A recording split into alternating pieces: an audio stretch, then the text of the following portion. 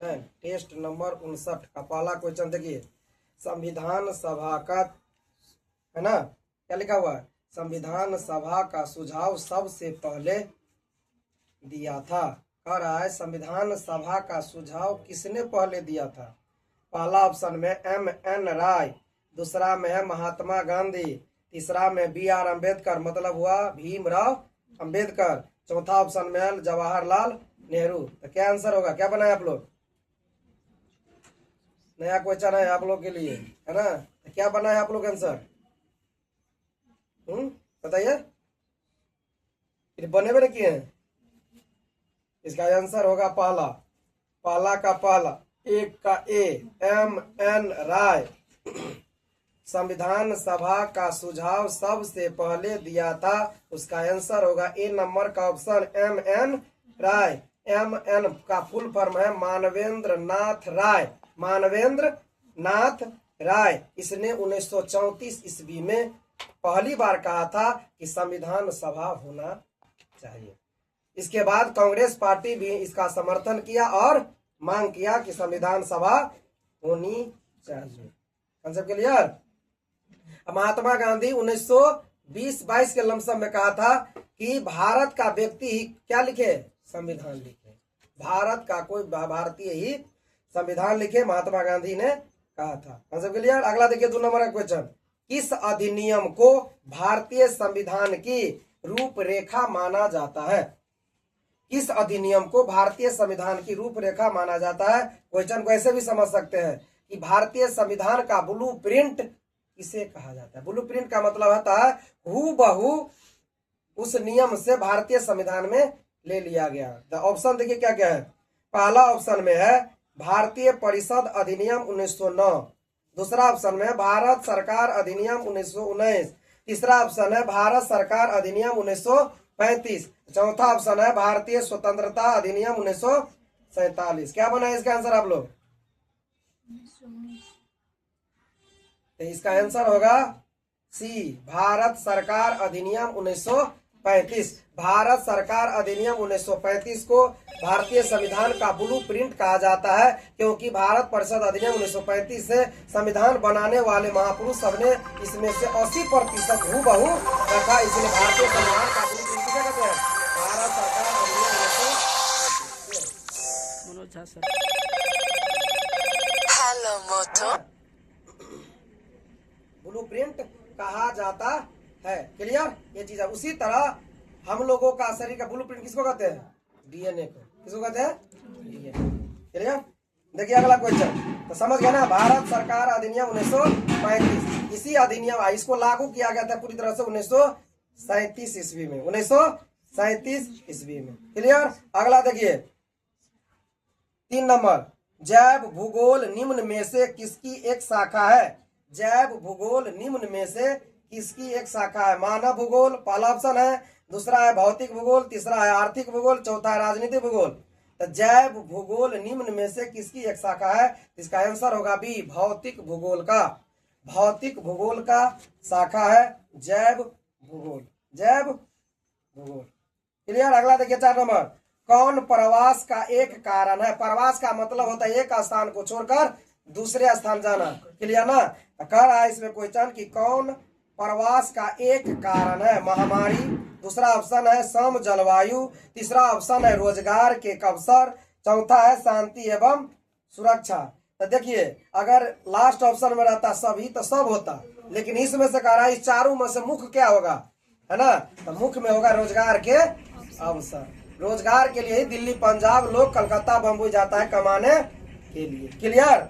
ये प्रवास का एक कारण है, जो मुख्य कारण है ये। तो 4 का आंसर होगा सी। 5 नंबर देखिए, कौन सी सभ्यता अपने नगर नियोजन के लिए प्रसिद्ध है। क्वेश्चन को अस्थिर से पढ़िएगा, उसी ऑप्शन में आंसर आता है, चारों ऑप्शन में से।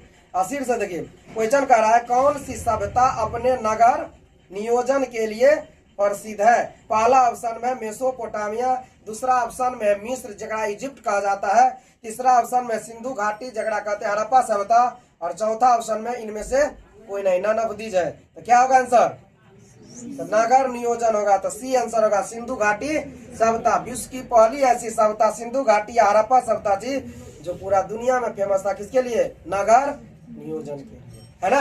नगर नियोजन के लिए दुनिया का पहला सभ्यता शहरी सभ्यता था सिंधु घाटी सभ्यता। हमसे क्लियर ना। आगे देखिए 6 नंबर का क्वेश्चन, किताब उल हिंद पुस्तक का नाम है। किताब उल हिंद किसकी रचना है? किताब उल हिंद किसकी रचना है? पहला ऑप्शन में है मार्को पोलो, दूसरा ऑप्शन में है इब्न बतूता, तीसरा ऑप्शन में अल बरूनी और चौथा में है अब्दुल रज्जाक। अब्दुल रज्जाक क्या होगा आंसर? क्या बना आप लोग? Ibn Battuta. और आप लोग? B Ibn Battuta. और कोई आप लोगों ने बनाया है? इसका आंसर होगा सी। किताब उल हिंद किसकी रचना है? अल बरूनी की। किसकी है? अल बरूनी की रचना है किताब उल हिंद। क्लियर? पहला ऑप्शन है Marco Polo. Clear? Marco Polo Italy का था। कहाँ का था? इटली का था। दूसरा ऑप्शन जो इब्न बतूता, आप लोग आंसर मारे हैं। इब्न बतूता का यात्रा वृत्तांत है जो पुस्तक कह सकते हैं, उसका नाम है रेहला। कथी नाम है? रेहला। रेहला। इब्न बतूता है ना 1333 ईस्वी में भारत आया था। उस समय भारत में दिल्ली सल्तनत का सरकार चल रही थी और उस समय सुल्तान था मोहम्मद बिन तुगलक। इब्न बतूता अफ्रीका महादेश के मोरक्को का निवासी था और यही इब्न बतूता भारत में पहली बार जूता पहन कर आया था। तो कहा कहते हैं बराबर बताते हैं इब्न बतूता पहनकर जूता। बात समझ गए? इब्न बतूता पहनकर जूता भारत पहली बार आया था। 1333 ईस्वी में आया था। दिल्ली सल्तनत का शासन चल रहा था भारत पर और दिल्ली सल्तनत में शासक था तुगलक वंश का मोहम्मद बिन तुगलक, है ना, जिसे कहा गया सन की बादशाह, पगला बादशाह, असफलताओं का बादशाह, रक्त पिपासु बादशाह, विविधताओं का मिश्रण वाला बादशाह। किसको? मोहम्मद बिन तुगलक को। इब्न बतूता था अफ्रीका महादेश के मोरक्को का। आंसर होगा अल बरूनी। क्लियर? तो 6 का आंसर होगा सी अल बरूनी। अगला देखिए 7 नंबर, 1857 के विद्रोह के बाद ब्रिटिश सरकार ने विद्रोहियों का इन प्रांतों से चयन किया। क्वेश्चन देखिए कह रहा है 1857 के विद्रोह के बाद ब्रिटिश सरकार ने सिपाहियों का किस राज्य से या प्रांत से चयन किया? सो कर रहा है 1857 जो की क्रांति हो गया तब। तो पहला ऑप्शन में है यूपी और बिहार, दूसरा ऑप्शन में है बंगाल और उड़ीसा, तीसरा ऑप्शन में गोरखा, सिख और पंजाबी, चौथा ऑप्शन में इनमें से कोई नहीं। तो 1857 की क्रांति होने के बाद जो सिपाही में भर्ती का प्रांत से चुना तो आंसर जाएगा सी होगा गोरखा, सिख और पंजाबी। गोरखा अभी भी आर्मी में गोरखा रेजिमेंट होता है, सिख रेजिमेंट होता है ना, पंजाबी रेजिमेंट होता है, बिहारी रेजिमेंट होता है। क्लियर?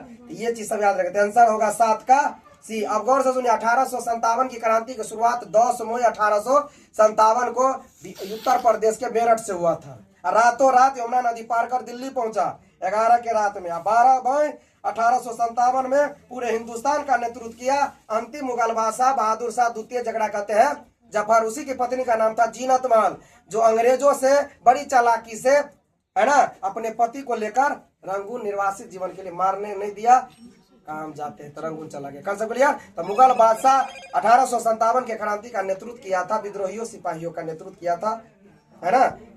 बहादुर शाह द्वितीय, झगड़ा क्या कहते हैं? जफर कहते हैं। लेकिन 1857 की क्रांति का आगाज हुआ था पश्चिम बंगाल के बैरकपुर छावनी मंगल पांडे। 29 मार्च 1857 को 2 सेनापति को गोली मार के क्या कर दिया? हत्या कर दिया, जनरल बाग और जनरल विल्सन को। क्लियर? एक सप्ताह के बाद 8 अप्रैल 1857 को मंगल पांडे को पकड़कर फांसी पर लटका दिया। क्लियर ना? आगाज वहां हुआ था बैरकपुर छावनी में। झूठ अनुसंधान केंद्र वही है बैरकपुर में। क्लियर? लेकिन पूरे हिंदुस्तान में 1857 की शुरुआत हुआ 10 मई 1857। कहां से? मेरठ से। क्लियर? ये सब दिमाग पर रखिएगा, ये क्वेश्चन सब इंपोर्टेंट क्वेश्चन सब है। तो पूछता है इसके बाद सिपाहियों का कहां से प्रांत अधिकतर किया? तो गोरखा का किया, है ना, पंजाबी का किया, सिख का किया। क्लियर? अगला देखिए 8 नंबर का क्वेश्चन, 1857 के विद्रोह को किसके द्वारा प्रथम भारतीय स्वतंत्रता संग्राम के रूप में वर्णित किया गया। कह रहा है कि 1857 का जो सैनिक क्रांति हुआ था उसको किसने कहा था यह भारत का पहला स्वतंत्रता संग्राम है। क्लियर।